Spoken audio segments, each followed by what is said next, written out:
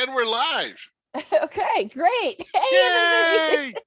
Okay, welcome to the Post Elk Metaverse Tour. And so you have two of your Metaverse tour guides from the Elk Conference, and you also have the Metaverse keynote here. It's Cynthia. Yay! Hello. And what we'll be doing is we'll just remind you of what we did on the Metaverse tour, and then we're gonna go touring some worlds and at the Fantasy Faire, which is a fair that happens every year. And Cynthia, what year is it in? You know, that's a really good question. I was thinking 12 or 13, but at least that's correct. I think it could be 14 years because I heard someone say that, but okay. I think 12 to 13 is probably a little more precise. But yeah, because they were quoting how much they have fundraised over those years. So that's wonderful. Yep. And the Fantasy Faire is in a virtual world, which is Second Life, and this is part of our Metaverse tour because even though Mark Zuckerberg thinks that he invented the Metaverse, it's been out there. Communities of people who meet as avatars, who have a virtual economy, and who build creatively, it's already been out there. And so this is we're showing you a very established event that brings the creativity of artists and designers. And the real reason we're focusing on the Metaverse for education, and I'll go to our next slide, is because of our students. Hey, Chris. And it's how do we get our students to think creatively and divergently?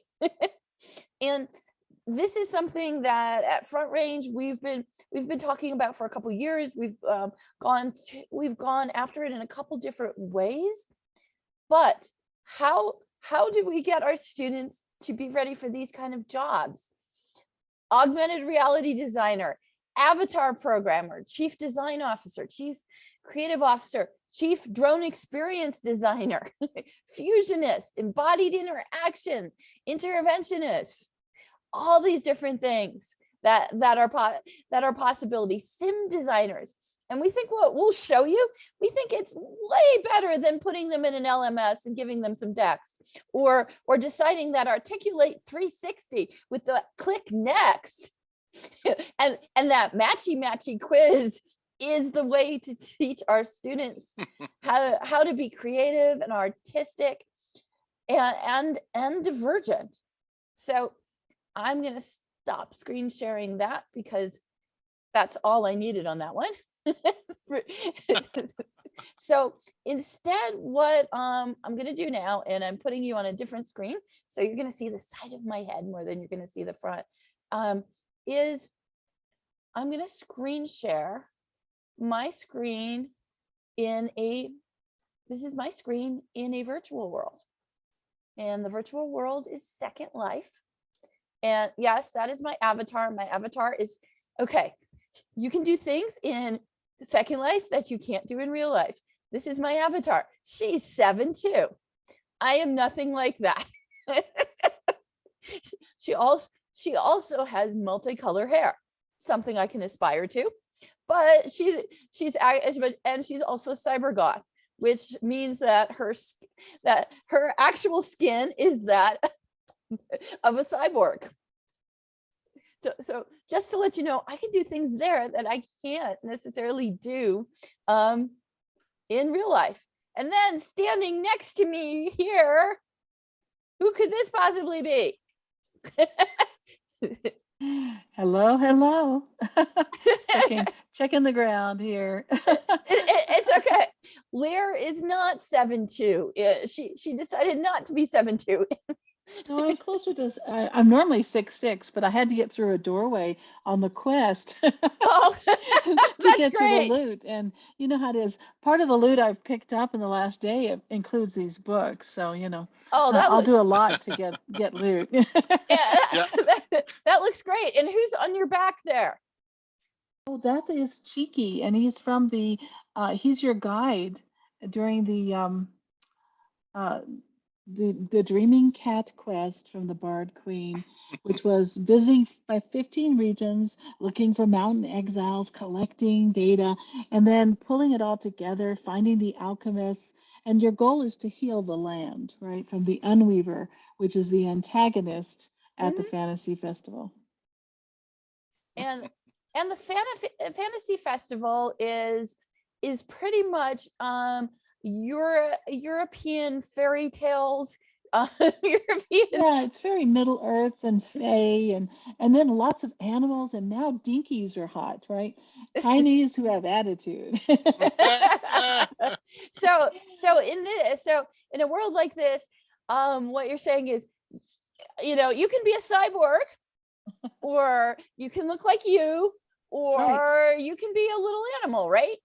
Or you can be a horse. The horse avatars are hot this year. So yeah, and we had a Flights of Fantasy 2 days ago where we flew over all the regions, did a tour, and that was just amazing. We were all in Pegasus, Yeah, Pegasi, I guess. and things you can't do in real life. And when we pulled up that, and I'll explain a couple things to people, like if you look on the right hand side of this screen that you're viewing, you're seeing I'm getting messages. I'm getting messages from the groups I belong to, and one of them is the Fantasy Faire group. So we're going to see a lot from messages popping up from that group. Another one is from the Builders Brewery, and they're a group of designers here in this virtual world. But when you're in here, you're not alone. You have voice. You can talk to people. You can have this constant back channeling messaging. And the people who were in virtual worlds knew about back channels way before people like in Zoom or WebEx or anything like that. So what we're going to do to start is we're going to start you a little slow. There's 19 regions. We will not go to all of them. What I'm doing is I'm walking over here just to give you can see a peek outside. If you walk outside, they've set the environment to rain, which is really cool. Again, you have environmental controls when you come in here. But I'm going to walk over here. And I'll also say that each of these environments is controlled by the developers. So like you can't really hear it from Kay's sharing, but if you were in here, you'd actually be hearing music. I think it's Phantom of the Opera that's currently playing in the cave. So each of these environments, not only do you have the visual aspects in the visual stimuli, you're also getting auditory stimuli as well. So like each of these areas is carefully crafted, as you'll see, to sort of evoke that fantasy, evoke that feeling. A lot of it is from literature as well. And as I was saying in chat, that this is an annual event. This is something that happens multiple years, as Kay has mentioned. It typically runs from mid-April to early May. So if you want to visit it next year, but there's exciting news because they wouldn't release a Linden until he extended it. So originally it was going to be over on the 8th, and now it has been extended to the 11th. Okay, very cool. So there are a couple more days so that's on Wednesday. So people can come into this. And now this is Chris's avatar, Abacus Capolini, who historically, who was the inspiration for your avatar? And just because I know the backstory. Oh, definitely. Inspiration for my avatar was Brother Luca, who is the Italian monk, who basically was is considered the father of accounting and double entry bookkeeping, because he found it interesting about what the merchants of Venice were doing and how successful families were being successful. So he started looking at their bookkeeping, and he started recording what their bookkeeping practices were. And he also wrote the first accounting textbook that was there. And that's basically how he assisted the church, is he was loaned out to families as a tutor to train the economic elites of Venice on how to do the fine art of bookkeeping. Okay, what I was going to say there, and you are currently wearing a diesel punk modification of robes, right? From Brother Luca, right? No, I don't think he's wearing that. but Okay, yeah. I left my abacus at home, and Okay. Okay, so I am just going into a first one. Consider this like an amuse an amuse-bouche to give you an idea. So there's 19 regions. We will not be going to all 19 regions because Cynthia has carefully curated a few that will work really well for us. But I wanted to start you out here. And here's the reason why I wanted to start you out here. And I will tell you, all of the designers pretty much have stores where they can go ahead and you can buy digital assets. That's not a problem. These things show up here. But what I wanted to show you was just this one as a beginning. And I'm going to turn on my flight so that we can see. There'll be a little bit of rendering just as you go from world to world. Now, if you take a look at this like entryway, you know, a little bit of a distressed area. It looks beautiful, but distress. See, you know, you have your column that's not standing upright. That's kind of over to the side. And then if you come looking at this space looks really good if you go aerial. So just think about that simple divergence for your students. You're having them design, but from the air. So that drone experience, you know, that drone experience designer, yeah, this is the viewpoint that your students would be taking on something like this. So taking the viewpoint of being up in the air. And then if you think about like, divergence and creativity, you know, like what's a window pane doing up here with wings? You know, what are these islands? What are these islands that are up here that what are they doing? Now, just think about the discovery your students can do here versus watching a movie where they can't go up to things, where they can't necessarily consider how to create things or use these things. Because like, look, from the ground here, very, very cool painter's easel. And I won't be critiquing their choices other than to say it's not where I would put an easel. And that's what makes it exciting. Okay. Well, I think the other thing I really love about these builds is they do a great job of doing the not possible in real life scenarios. And that's one of the things that we've seen in like an environment like Second Life in the past, is that a lot of our educational institutions and a lot of educators have just come in and just recreated their own class.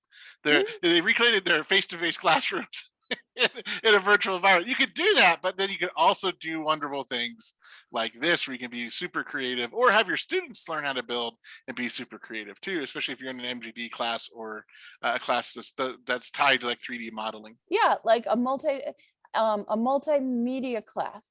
I mean, even an English class, what would be the difference if your students had to create an avatar to go along with the text that they're writing, or rather than just writing about the scenery, could also come in and find some of these spaces as settings. Now, you know, this is a wind ship just sitting here, right? Think of all the creative writing things that your students could do. Think of all those design jobs that we had. How could your students do this? And while Fantasy Faire is definitely heavy on the humanities, the kind of divergent thinking that happens here is the kind of divergent thinking that could even be, that you can even see with, like, on that list with a synthetic biologist or a human organ designer. So what I'll do is I'll just quick fly over here, because I just wanted everybody to see this pathway up from the water. It's a deconstructed piano. You would walk up the piano keys and just think about how this would be different. And I'm just going over here, and we're just seeing like what can you add here? One year, one of those, by the way, the keys would play. so you could walk on them like stairs or something. There was a build. I don't know if this one has that or not, but that was a wonderful thing for students, even students who don't feel like they're musical, to experience. It reminds me of the chopsticks from Big, the movie Big. And that's right. Yep, throwback reference. And I also like the use of pastels. I really like how they've done it's not your typical color scheme as well, which I think is really great about it. It is really great how it flows, and it's very. I find this very soothing. It's very fun and very soothing. And exactly. Like, look at the swing, just sitting here. I mean, again, it's back to, if you were going to create a sim experience, if you were going to create even a drone experience, it'd be looking for the little things that are different that you would be able to go ahead and do. So what I'm going to say, Chris, now is send me a teleport to come back. And I think Lear had, I'm sorry, we're used to using avatar names. So Cynthia is Lear. Hey, that's okay. That sounds good. I'm Lear. And I was going to say, oh yeah, and there's a teleport system. So Chris is sending me a teleport now, and I can go to exactly where he is in world. And it'll just take a little second for us to get there. And there's always a little rendering. And Lear's gonna. I think we're going to share the screen with Lear for this next one, because I'll stop my screen share. This one has a very unique build that's require a bit of rendering time. So I will go ahead and have Cynthia, once you're at this next build is Opet, and Cynthia, you can go ahead and take it over once you're ready. Can you see it?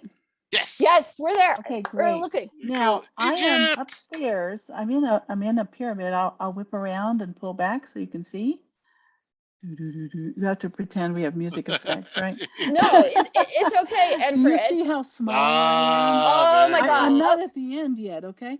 We're still going. That's what I mean by this sim is like one of the most incredible sims ever. Still going. Okay. And notice it's bigger than all the others. And these are the statues of Opet, which means fertility. Okay. And I was going to say, ahead. For everybody who's watching, who has like Disney Plus and who's watching Moon Knight, this one, you should go play in here afterwards. And you see what I mean by the lighting effects? I'm using the shared lighting.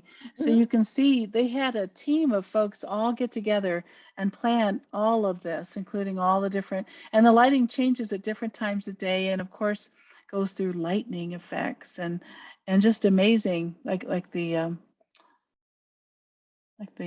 land of the pharaohs. The texturing is amazing. I know not everyone cares about that, but the hieroglyph, and he swaps them out, and he has a little quest every day to find, so you can get hand tattoos and find all kinds of things for free. And of course, he brought back sculptors who had left the world to create all of these sculptures, and some of them are still rendering for me. It takes a little while. When I left here, I lost a little bit of the rendering, but when you see them firsthand, they are crisp and beautiful. And some of them they're selling here, so I bought them. Oh yeah, and I was going to say something. The hippo goddess that you showed us showed up on Moon Knight. Oh yeah. And here she is also welcoming. And then another person created these barges going down the Nile. When you're over here, the sounds are amazing because they have all the sounds you might have from the waterfall. And these stairs are very, very steep, but they're wonderful. And of course, I'm up on the platform, so you get this amazing perspective. And I just hit my escape key, so you can see the Illuminati perspective out back. Oh, wow. And then, let's see, I'll take you on just a really quick look, and then we'll pass it back over in case you want to do the Carnelian Library, which is an amazing library, sim-wide. This is part of the effects, and even the shops, the statues, and the decor in them is just amazing, and so it's an entire experience. Now I'm going to go down for a moment, right over here. and show you one more thing. I'll come down to the obelisk, and I double click teleport because I'm very lazy. Who walks when you can double click, right? And of course, the obelisk here should look familiar to some of us, right? And I'm going to whip around all these beautiful buildings. These are shops. There's 6 different styles. I'm actually going to come over and peek across a sim boundary, right? So we can see that I'm leaving OPET. And what he did was he coordinated with his neighbors. Wait till you see this next effect, and then we'll turn it back over to you for, if you want to go to the Carnelian Library, I recommend it. It's huge, especially, and it's indoors. But see what's next to me? I'll put, I want to say it's Poseidon, you know. Yeah. This is kind of devoted to the Norse gods. But look, when people land here, they don't realize they land right here, and they walk in, and they don't realize what they're walking into. A mouse. Of course, these gardens are amazing. I noticed the shadows and the detail work. It's just it's really breathtaking. And I haven't rendered this spot yet, so this is still rendering. But and then there's a lot of hidden areas, experiences, quests, you name it. Okay, well, actually, you're showcasing the next one, which is Arkenfen, which we were going to look at. Arkenfen. Yep. Oh, good. All right. So should I send you a teleport, or do you want to? You can teleport Kay over, I guess. I'm in the Carnelian, waiting in the Carnelian. I'll So I'd say send Chris a teleport. All right. Yeah, and you can just walk around Arkenfen as well, just to show off a little bit more. Oh, sure. Okay. And then I'll do that. And then I have landmarks. Since you already have the floor. Okay. Well, let's see. Let's find somewhere we haven't been. Up here, of course, they have a little garden. Yeah, that's very double click teleport. I just love delicate. I'm never late for class. You know what I'm saying? Exactly. And by the way, you notice the lighting change. I did not change it. This is their shared lighting. So I'm using their settings, and I am cranked up. For those of you who are geeks, you'll notice everything's ramped up, right? Yep. So, yep. And as I stand here, more and more things will unfold, you know. So that's what I love about this. It's a wonderful place to write and to create and to discover. They really improved the trees as well. So the trees, those trees look really good. Oh yeah, they're all mesh now. Yep. And they're getting better and better at them. Yep. And some of them are programmed so that they will blow every once in a while. Oh, very cool. Not all the time, just every once in a while. And then and some of them are optimized for performance so that they don't lag you. And you know, some of them are dropping their leaves as well. Yeah. I love that. Like how you have like the little like almost crypts, or like it's like a courtyard that's surrounding. It's very cool. These are the shops. They're in the crypts. Exactly. And that's one of the things that you do get a lot of at Fantasy Fairs. There's a lot of freebies. There's a lot of things that you can also purchase as well. So there's lots of shopping. As Kay was saying earlier, she's like, shopping is very much part of the experience here at Fantasy Fair. So it's a lot of fun. You know, one of these is Tego Pets with all the horses and Pegasus and all. That's on this region as well. So that's been a really, and this year they did a mechanized, you know, like almost like a wireframe horse. In case very cool. That's cool. That's the hot new thing. Well, thanks. I'll have to go get my wireframe horse. Yeah.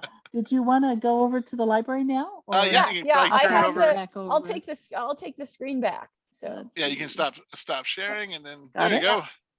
Yay. I'll share my screen now. Okay, so what I did was this is not where you land. You land inside this building when you come over into it, and this is the Chameleon archive. But I walked outside so we could see the render. Well, now I know that things are being rendered through a Zoom.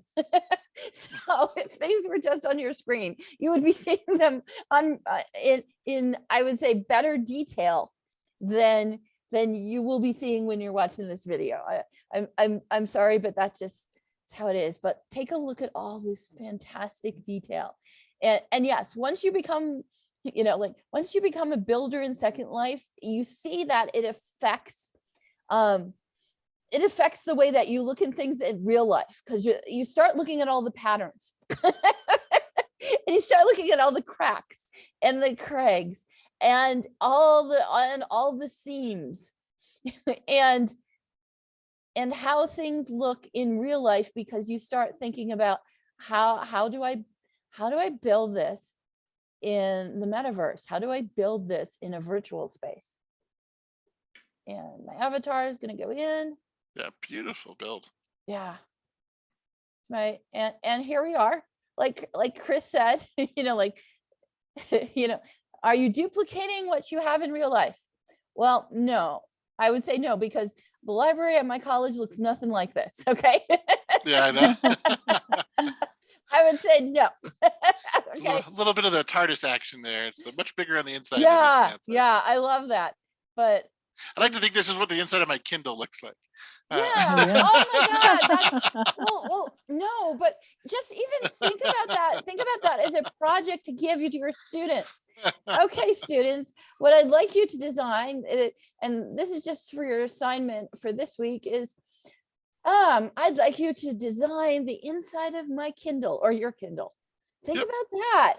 Think about what a great assignment that would be. And I mean, I think you're right. I think some students might interpret that to be some will be very literal, and so it'll just be circuits, and others will be with lots of stuff. Yeah, well, that isn't anything but turn around and come in this door, and this is the tabletop gaming, and I'm standing in front of the dice wall. I love the donut bean bags. That's hilarious. Yeah. and that's what a lot of it is. I mean, they have all these dioramas, so you can be in the castle, in the tavern, in the the university. Very cool. Oh yeah.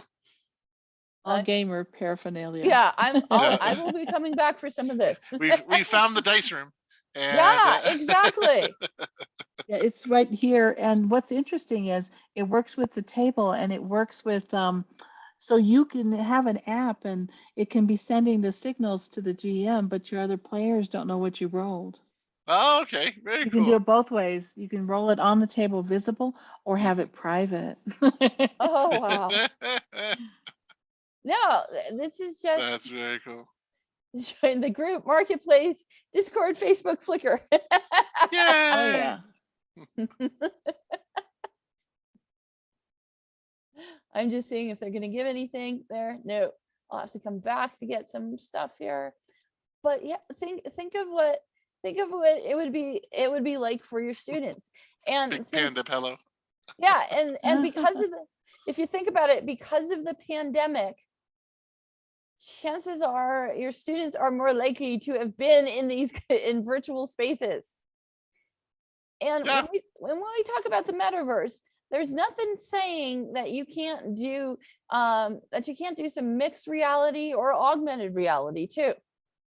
That you couldn't go to, say, the library, which our library looks nothing like this, but have something that then connects it to something in a virtual world.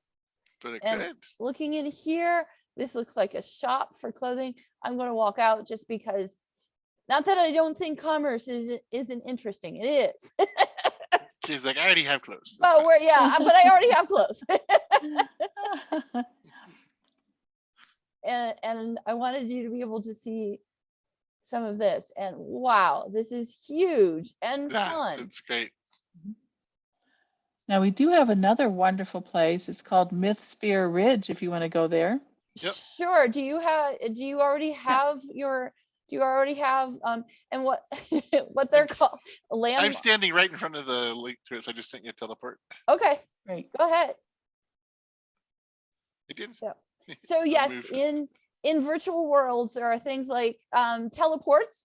Also, if I wanted to save the space, I could do that also, and what they're called is landmarks. So which place were you? One right here in the corner, like sort of that light pink fuchsia. Mythsphere Ridge. Yeah. Okay, let's go there. I'm standing This right was done by Alessio Ember. He does the literary festival regions all the time, and this is a gorgeous region. When you see it with their lighting, it's all gold and silver and white and mystery and shadow. And there's a monster-sized golden stag at the other end. The Machinima Film Festival was here. They ran film festival and they're doing competitions. They had the Arthurian Day, and they had the authors, the co-authors with George R.R. Martin speak for the world of Ice and Fire. Yes. Oh, wow. For the history of it. That's how I spent Wednesday and Thursday. Nice. I need to take off work for Fantasy Faire next year. Mhm. I'm serious. Yeah, they And do I'm a just wonderful walking job. around. Gorgeous. But and one thing that we are missing just because of the Zoom setup is in this virtual space, this virtual world, this part of the metaverse, there is sound proximity. So as I would walk closer to things that have sound, you know, it would start being faint, and then it would go ahead and get louder and louder and louder until I finally get up to the spot. And you're heading to the end of the region. These are Mhm. the shops. I'm at the opposite end at the Golden Stag, and it's huge, just like the statue there of the angel. Yeah, I'm going down here because I'm like, I want to see, you know, like Oh yeah, it's beautiful. I Absolutely. want to see. And So, Elysium Ember is famous for all those very strange looking vegetation that's so brilliant and beautiful. It looks like undersea and also like something on Mars or mhm. maybe a different planet, but you know, one that has vegetation, right? Yeah. But very alien looking, right? But this is gorgeous, and his stained glass and everything is just amazing. Yeah, and I will say Chris does something to us all the time. Yeah, Chris, like when I take our students outside of our college into an open space. In Colorado, open spaces are spaces in urban or suburban areas that are not developed, and because it was a condition of whoever the housing developer or whatever was, that there be an open space. And the one that we go to has a lot of hawks, and sometimes it has eagles. We practically have an eagle alert at our college, that whenever an eagle goes by, you know, like it goes to all these emails, people, the staff emailing each other, there's an eagle there. But when I take pictures of the students like being in that space, they're never looking up. Chris is like, they're always looking at the ground. How come they're always looking at the ground? They're not role players, that's why. Yeah, they're not role players, and because they've been taught to look at the ground, they haven't been taught to fly up into the air. And I'm over by where Lear sat in the Golden Stag. If you want to take that teleport. Oh, sure. I was just gonna fly around a little bit, but I'm saying, but what I wanted to say, because we don't have them think about that, and you know, if our students are going to end up being things like like drone designers, they are going to have to start looking up. That's right. Oh. There was a monster in D&D called the Lurker Above, and it would kind of lurk over doorways. Yep. And if you didn't look up, Yeah. Yeah, you got a new hat. It's not the hat you wanted. Yep. But I love all this. Yep. The work is just amazing. And of course, this was a wonderful place to sit, listen to authors, write. We were doing Lit Fest and all these writing sprints, which I know you guys do too. Oh, yeah. We've been doing them through the ACT Graduate Student Association. We've been doing writing sprints, but you're right. A writing sprint here would look quite different than than our normal Zoom, where it's like, okay, everybody, 30 minutes, turn off your cameras, you know, take your headset off and write. This would be different. This would be you stay in here and write. Those mushroom trees are interesting.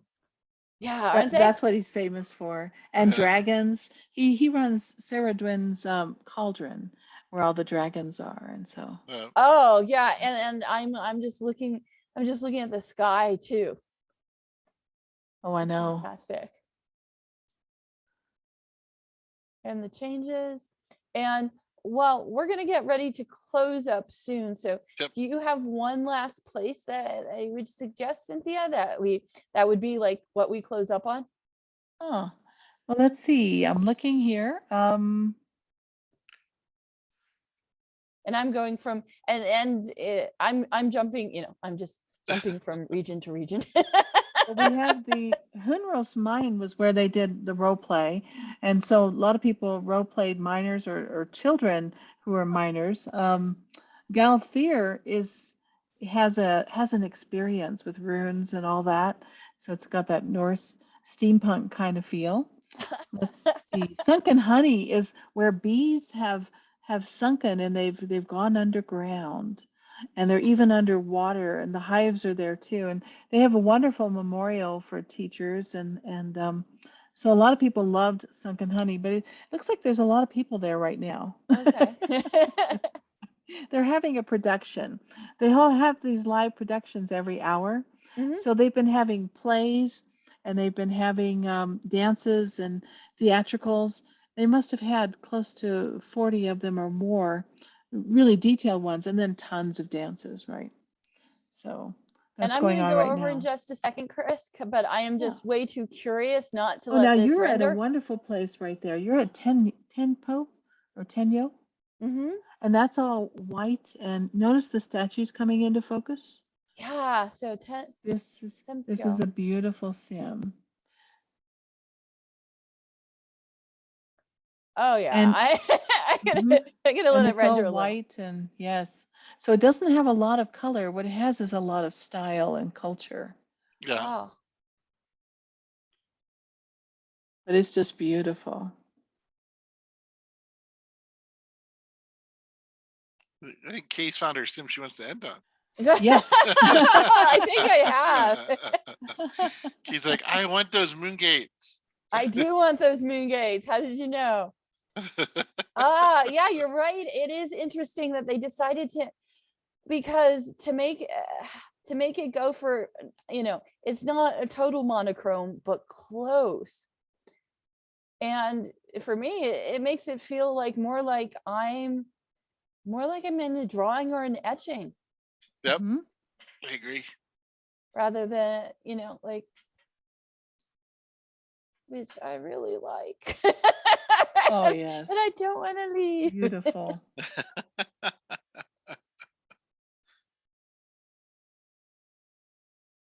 Now, they had a gotcha out, and I had to participate, right? Mhm. So I got some of the lanterns from here and Oh, some of okay, that the makes sense. floor stands. They're just beautiful, absolutely gorgeous.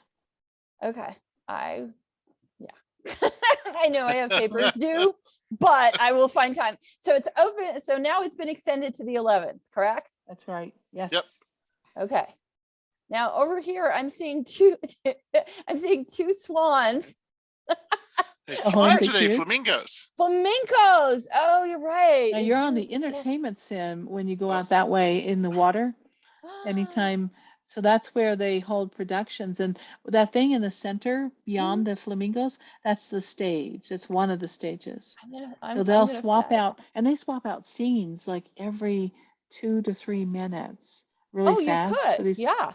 Oh yeah, and it's amazing how fast they swap out and how fast their choreography is for all the actors and look how beautiful this is. Oh, Yeah, it's gorgeous. I'm a little stuck. So I'm assuming that they're swapping out at the moment. Or you're just stuck. This is in a corner, just so you know, so there won't be anything beyond it. Yeah, I won't go past that. Okay, so I will take Chris's teleport. And that's the other thing. You can, you're in charge of the weather.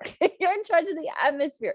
You're in charge of the sky, the water, everything about it. I mean, look, if you wanted to, if you wanted to make this, the sky red, you make the sky red. I'm gonna teleport back to where Chris is, and this was our starting point for the Fairelands. This is the juncture that we'll be ending up at, and there was 19 different regions. Mhm. So when you're thinking about the metaverse, I want you to know it's out there already. It's beautiful, it's creative, and there's no reason that you shouldn't be bringing your students, into it. There are accessibility tools. In fact, Cynthia, your research group is out of virtual ability, right? Yes. That's one of our member organizations at the Nonprofit Commons. That's correct. And then I'm part of Virtual Harmony also, right? Andy's group for making the VR apps and the virtual worlds. But, they're holding a mental health conference next Friday for free. Oh, Everyone's I'll welcome send to it come. out. And it's amazing opportunity to listen to scholars from all over the world. Usually we get, there's a few from here, but most of them are from literally all over, and you get some amazing perspectives. One thought to leave everyone on is the power of green spaces. The things we were looking at, it's not just that they're art, they touch and inspire, and they help to heal the minds. They did a little study in Canada where they noticed that their healthcare providers were committing suicide at an alarming rate. And so they were trying to figure out, how do we make them feel better about their jobs and, of course, survive, right? Yeah. And then they started noticing with patients too in critical care that they always are in grim surroundings. And when they started having virtual green spaces, even whether it's artwork or whether it's a virtual world or whatever, they started noticing better outcomes for both the healthcare providers and their patients. And so that was done by a researcher who had double doctorates in architecture and in medicine.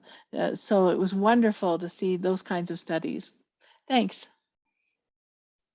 And so I just put up what is the metaverse, and the reason I did that is because my teleport's taking a while. so so let me see. Let me see if I know if someone else can screen share, that would be great. So anything in Second Life you'd like to show as we're Sure. Okay. Logging out. Go ahead and just grab the screen. Well, I'm back at Junction. I came back where you were. Okay, cool. And of course, what I could do is I'll draw back. Yeah. Because it is nice. See, a lot of times people don't realize that it's not just the indoors of buildings or the way we move between them. If we draw back quite a bit, you'll notice Egypt's next door. Yes, of course. And of course, Mythspire that we were just at is over here. So there was a relationship between all the different places we were visiting and their neighboring areas. But let's look at the map for just a moment, because you talked about all these regions. Here are the people who are currently on them.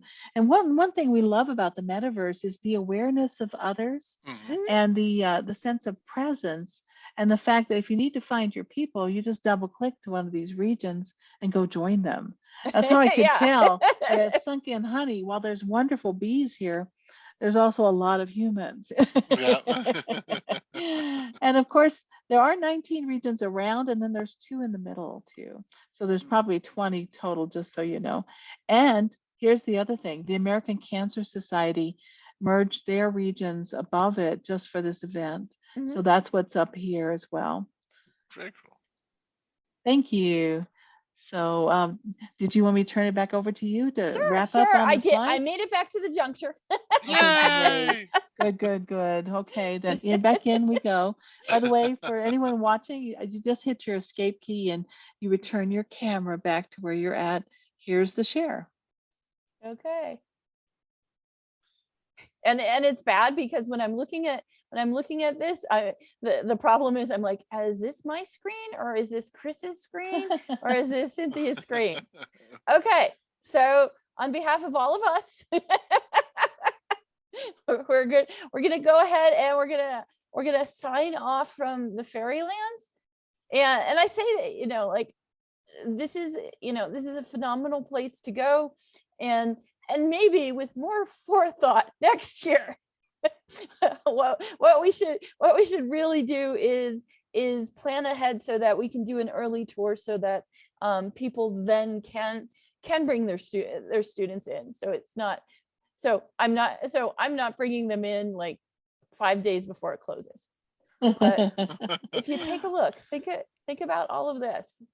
This is the metaverse. This is where creativity, divergence, live. So we'll go ahead and say goodbye to you. Yeah, definitely. The other thing that they're doing right now, one last thing is you take the teleport, Yeah, I'll you take the come over teleport. here. So these are displays that they built, and it's this really cool idea, especially from an instructional idea, is these are basically prototypes of that they're having an open people's choice type of style of voting for which ones do you want them to build next year. Ooh. And so as you walk down that wall, you'll see that there's a whole bunch of these different builds that they've made mini builds out of, and for basically giving people a taste of what's going to be around for possibly next year. So it's a very cool way to showcase the work of various builders, but also if you think about that from a showcase for your students, if they wanted to showcase their projects or their works, it could give them space and ideas to do that as well.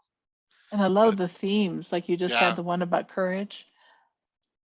I'm walking further. I'm like, can I go look at a couple more? I'm like, I saw okay, some so more. we're not leaving just yet. There's Just many a of couple more. them. Yeah, they have great ideas that are here. And there's lots of cool things that you can see. Definitely encourage folks to check it out and cast their votes. Enchantment. Oh, beautiful. Oh. Spooky London streets, like it. Like I said, it's very, we did see the Egyptian build, but it's a lot of it is European, and but we've seen some other influences. I like this because to me this screams liminal.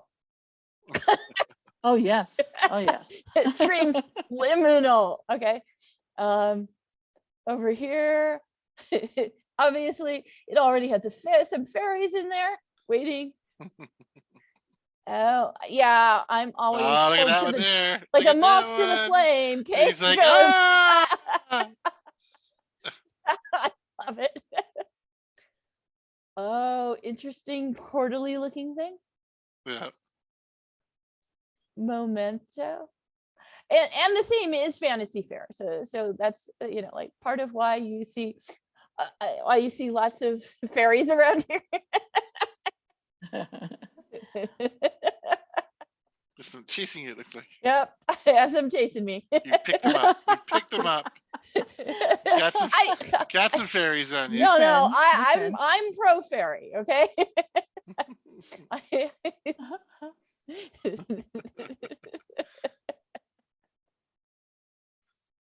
Chasing after you. They are too. I'm pro fairy. Yeah. And that's the thing about it. We've done the avatar you could have could be a flurry of butterflies. Yep. We've had people do a bouncing ball in the past. We've had people play around with lots of different things. Yeah, I just happen, to like a goth cyborg for some reason. That's just my choice. While Chris's character totally has an accounting background that you don't know unless you ask him. Like you have to go, and what is your backstory? Oh, I have to take you back to the 14th century Italy with the Venetians. And it all started with the Venetians. And it's like that's where my character began. And then it's been double entry since then. So yeah, and then along the way I developed a diesel punk affinity that allowed me, well, people got tired of seeing me in my Venetian robes, so then I had to switch you a diesel punk, but you still have those Venetian robes, don't you? Oh, somewhere, yeah. Somewhere. It's Second Life. It's somewhere in my inventory. I have the robes. Yes. Okay. Then. All right. Well, thank you all who watch this in the future. Yes. And thank you, Kay and Kay, for inviting me along. It's always fun. Thank you, Cynthia, as well. And we'll just sign off. Thank you. Okay. Bye-bye. Bye. Yeah. Just leave it. I'm just leaving my avatar up in the air. Do the hi. You absolutely know where to find her. Okay. We'll stop